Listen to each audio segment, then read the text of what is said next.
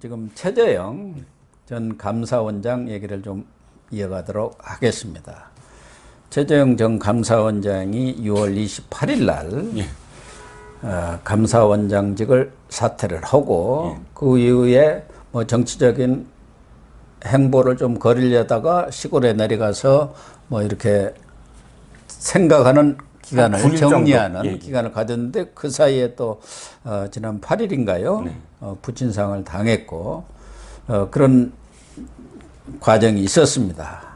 12일 날 사무제를 지낸 뒤에 곧바로 지금 이 최재형 감사원장과 그 주변의 움직임이 속도전에 들어간 것 아닌가 할 정도로 빠르게 움직이고 있는 것 같아요. 그렇습니다. 우선 오늘 권영세 의원 지금 대협력위원장을 맡고 있는데 만찬을 한다는 것이죠. 그리고 조만간 또 이준석 대표하고도 만나기로 회동을 하기로 이렇게 합의를 한 것 같아요. 조문으로 왔기 때문에 조문 그 답례 인사 겸 그 과정에서 조기에 만나기로 했어요. 오늘은 주로 어떤 얘기들이 논의가 될까요? 지금 최재형 전 원장의 스타일이 좀 드러나고 있어요. 저 그 말씀부터 좀 드리고 싶어요. 어떤 말씀이냐면 지금 이 장외에 3인이 있잖아요.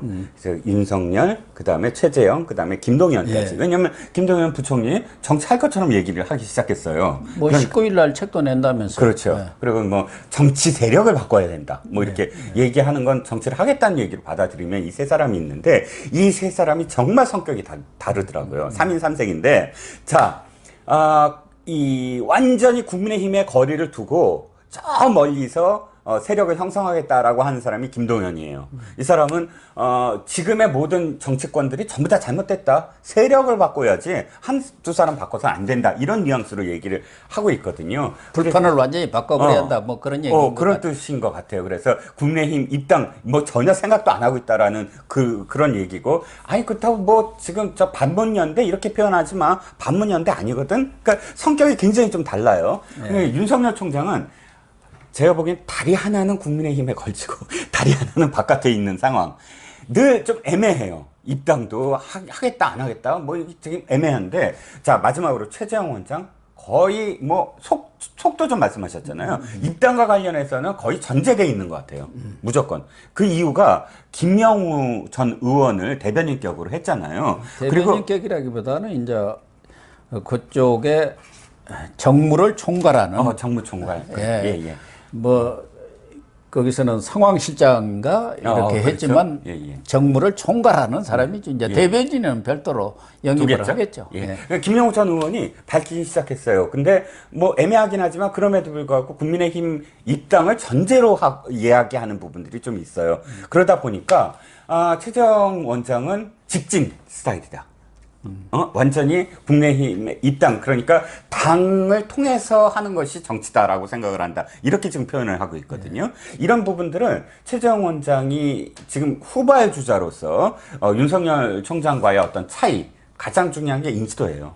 인지도가 없고 또 세력에 대한 문제, 지금 윤석열 총장처럼 막 세력을 규합한다 이렇게 나서기에는 시간이 너무 없어요. 시간이 되게 뒤늦게 들어갔고 또 자기가 이제 정치적인 어떤 워딩을 쏟아내기 시작하려면 당에 들어와서 하는 것이 훨씬 낫겠다라는 이 세 가지 판단이 이 최재형 원장의 어떤 스타일이 바로 들어와서 바로 경선에 뛰어들고 바로 여기서 세를 규합을 하겠다라는 의지로 지금 읽혀집니다.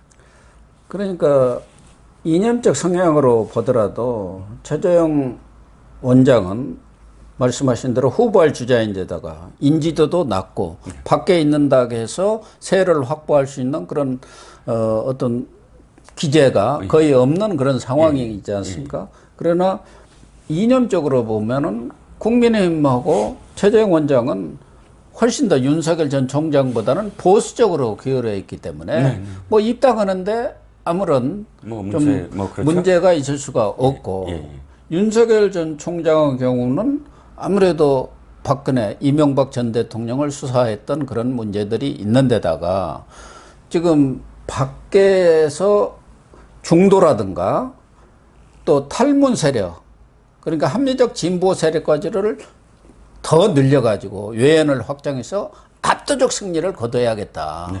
그러니까 국회 180석을 압도할 수 있는 그런 승리를 거둬야만이 차기 정부에서 제대로 국정을 펴갈 수 있다. 그런 생각을 갖고 있기 때문에 지금 국민의힘 입당 문제를 놓고 두 사람 간에 상당한 견해차가 있을 수밖에 없죠. 시각차죠. 뭐 어느 것이 좋다 나쁘다가 문제가 아니라 전략적 선택의 문제이니까. 그러니까 사람의 스타일이 또 그런 것 같아요. 저는 예. 성격이 서로 그렇게 성격도 좀 다르지 않습니까? 누가 뭐 판사와 검사하고는 천양지체거든요. 진짜 다르죠. 예. 그래서 윤석열 총장하고도 지금 여러 면에서 그런 면 말고도 입당 문제 말고도 뭐 사무실 문제라든가 몇 가지 면에서는 좀 다른 그런 행보를 보이고 있어요. 그렇죠. 사무실 말씀을 드리면 확연하게 차이가 나요. 이 장소가 일단 차이가 납니다. 그러니까 최재형 원장은 여의도에 있는 공유 오피스텔, 그 다음에 윤석열 총장은 이마빌딩, 광화문 바로 앞에 청와대 바로 마주 보이는 그 이마빌딩입니다. 장소가 이쪽은 광화문이고 이쪽은 여의도예요. 무슨 말씀을 드리고 싶냐면 청와대 그러니까 그 광화문이라는 건 여의도 정치와 거리를 두겠다는 뜻이거든요. 여의도 정치와 가깝게 있으려면 누가 국회의원들이나 혹은 정치인들이 광화문까지 나옵니까? 저기에요. 다 저 마포라든지 하다못해 공덕동이라든지 하다못해 어쨌든 그 상수동이라든지 여의도 일대에서 있어야 돼요. 근데 광화문에 나왔던 건 한동안 국민의힘 입당 안 하겠다라는 뜻으로 저는 판단을 했거든요. 근데 지금 최재형 원장 여의도에 있습니다. 그래서 가깝고요. 또 공간이 그래요. 이마빌딩 어마어마하게 돈이 들어가거든요. 근데 그 돈을 내면서 거기에 있겠다는 건 잠깐 있겠다고 그 이마빌딩이 쉽지 않거든요. 잠깐 뭐 1개월 있겠다고 하는 건 그렇게 쉽지 않은데 공유 빌딩이라는 건 언제든 빼도 돼요. 한 사무실을 여러 사람이 공유하는 것이거든요. 즉 이 사무실이 굉장히 오랫동안 사람들을 끌어모아서 할 이유가 없다라는 뜻으로 받아들여요. 그렇다면 최재형 원장과 윤석열 총장이 앞으로 어떻게 하겠다는 것이 장소로 이미 밝힌 게 아니냐는 겁니다. 그래서 최재형 또 감사원장은 좀 통합적인 그런 행보를 좀 더 걸을 것 같아요. 윤석열. 안정성, 통합성. 총장이 문재인 정권에 대해서 강력히 비판을 하고 친문 세력들에 대해서 상당히 뭐 전투적인 포지션을 얘기를 했죠. 약탈 정권으로 이렇게 규정을 했으니까요. 물론 최근에 윤석열 총장도 국민 화합, 통합이라는 것이 아주 중요한 화두다는 점을 또 강조는 하고 있습니다만은 성향상에서도 최재형 전 감사원장은 아무래도 아버지의 최영섭 전 예비역 해군 대령의 그런 유지랄까 영향을 좀 받았다고 봐야겠죠. 그래서 지난번 대전 현충원에 갔을 때도 최재형 전 감사원장은 백선엽 전 장군의 묘에 가서 딱 고소경례를 붙였지 않습니까? 훨씬 더 보수적인 행보를 보였죠. 그렇죠.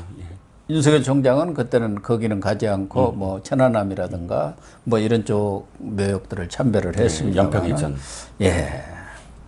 그러니까 사실 윤석열 총장이 이 연설문에서 좀 아쉬웠던 건 뭐냐면 중도라든지 합리적 어떤 포지셔닝을 취하는 사람들에 대한 메시지가 적었다는 거예요. 즉 굉장히 이 전투적인 어떤 표현들, 뭐 약탈이라든지 뭐 이런 표현들을 쓰면서 보수층을 결집하는 것은 뚜렷하게 어떤 보였다라는 게 이제 평가고요. 최재형 원장은 한 가지 장점은 뭐냐면 이 윤석열 총장이 갖고 있는 검사로서 칼잡이로서의 어떤 이미지 이외에 굉장히 안정적이고 또 모든 정부의 어떤 업무에 대해서 꿰차지 않으면 감사원은 못하거든요. 감사원이 딱 평가를 하려면 모든 부처들의 하는 역할, 예산 들어가는 거, 그 다음에 어떤 문제점, 그런 시각으로 바라봐야 되기 때문에 감사원장 한 3년의 경험, 4년의 경험이 상당히 이 정책이라든지 혹은 안정적인 어떤 그런 이 워딩을 내는데 도움이 될 것이다. 그래서 서로 좀 비교가 되죠. 그렇죠. 뭐 그쪽에서는 가장 내세우는 게 흠없는 후보라는 것이죠. 흠없는 후보. 도덕. 사실 뭐 본인이나 가족이나 뭐 어느 경우로 봐서도 그렇게 특별한 흠이 나올 것 같지는 않지 않습니까? 도덕적 검증과 정책적 검증에서 도덕적 검증은 그냥 무조건 패스. 뭐 근데 이런 또 분위기. 사실은 몰라요. 만약에 최재형 감사원장이 뜨게 되면은 예. 여권에서 뭘 찾아낼지 알 길이 없습니다. 옛날에 사실은. 그 재밌는 말이 하나 있어요. 당신이 평생 살면서 뭘 잘못했는지 알고 싶으면 정치에 출마를 해라. 그러면 아주 친절하게 상대 후보가 당신의 잘못부터, 당신의 전생의 잘못부터, 처가, 친가, 뭐의 모든 잘못을 전부 다 찾아내서 당신한테 알려줄 거다. 뭐 이런 말이 그렇게 있습니다. 정치판에 등판을 하게 되면은 전혀 자기도 생각지도 못하고 잊어버렸던 일까지도 다 찾아내서 상대 후보가 까발리지 예, 않습니까? 친절하게 다 찾아준다는 거죠. 다만 최근에 최재형 전 감사원장의 그런 행보를 보면은 뭐 김영우 전 의원, 삼선 의원이죠. 언론인 출신이고 네. 또 방송 출신입니다만은 이런 사람들을 이렇게 상황실장 이렇게 스카우트 하는 걸 보면서 누군가가 본인도 뭐 정치적 감각이 있을 수 있고 또 사람 보는 눈이 물론 당연히 있겠습니다만은 아주 고수가 뒤에서 이렇게 뭐 이렇게 코치를 하는 것 아닌가 하는 느낌이 받을 정도로 의외로 잘한다 그런 느낌이 들어요. 아니 유인태 전 의원이 뭐 칭찬했지만 저도 김영우 의원이라고 듣는 순간 와 진짜 묘수다라고 생각을 해요. 김영우 의원 잘 아시다시피 진짜 소장 개혁파 출신이고 이명박 정부, 박근혜 정부에서 전부 다 미운 털 박혔어요. 왜냐하면 쓴소리 자기가 진짜 옳다고 생각하는 그런 생각을 늘 밝히는 그런 의원이었기 때문에 지금 최재형 원장이 정치를 한다고 했을 때 제일 많이 들은 얘기가 친박 기득권들이 또다시 나타나서 뒷 배경 아니냐 이런 소리가 굉장히 많았거든요. 김무성과 뭐 이렇게 연결이 됐다. 물론 정의화 의장은 계속 뭐 만났으니까 이름이 떠올려. 그런데 김영우 의원을 딱 그 배치를 한 순간 그런 이야기들이 쑥 들어가 버렸어요. 예. 그러니까 아주 묘수다라고 할 수가 있죠. 그런 점에서 보면은 지금 윤석열 전 총장 캠프에는 정무적 판단을 제대로 하는 것이 정말 중요하거든요. 그렇죠. 뭐 저쪽에서 펴고 있는 여러 가지 그런 그 뭐 마타도라든가 흑색장면 이런 것이 이제 어차피 본선에 들어가면 더 심화될 것이 분명하고 네. 그런 것에 대한 대응팀도 변호사만 가지고는 안 되거든요. 정무적 판단이 필요하거든요. 예. 언제 어떻게 이걸 대응해야 할지 누가 대응해야 할지 이건 정무적 판단. 방어를 해야 될지 공격을 해야 될지 이런 판단들이 다 있어야 되죠. 물론 뭐 윤석열 전 총장이 의외로 지금 정치에 등판해 가지고 큰 실수는 없습니다. 네, 예. 참 최근에 엑스파일 문제라든가 부인 문제라든가 이런 것에 대해서 적절히 잘 대응하고 착착 끊어 나가면서 의외로 잘 대응을 해 나가면서 지금 안착을 하는 그런 상황에 있습니다만은 조금 아쉬운 게 빨리 거기도 정무적 판단을 총괄하는 그런 컨트롤 타워 김영우 의원과 같은 역할을 할 수 있는 사람이 있어야 한다. 그래서 얼마 전에 김영환 전 의원 여기 뭐 자주 나오십니다만 전 과학기부 장관도 했고 DJ 정권을 창출하는데 아주 정세 분석실장으로서 혁혁한 공을 세워서 아마 면접을 본 것 아닌가 저는 그렇게 생각을 합니다만 아직까지는 그렇죠. 그러니까 저도 김영환 의원 만났을 때 김영우, 김영환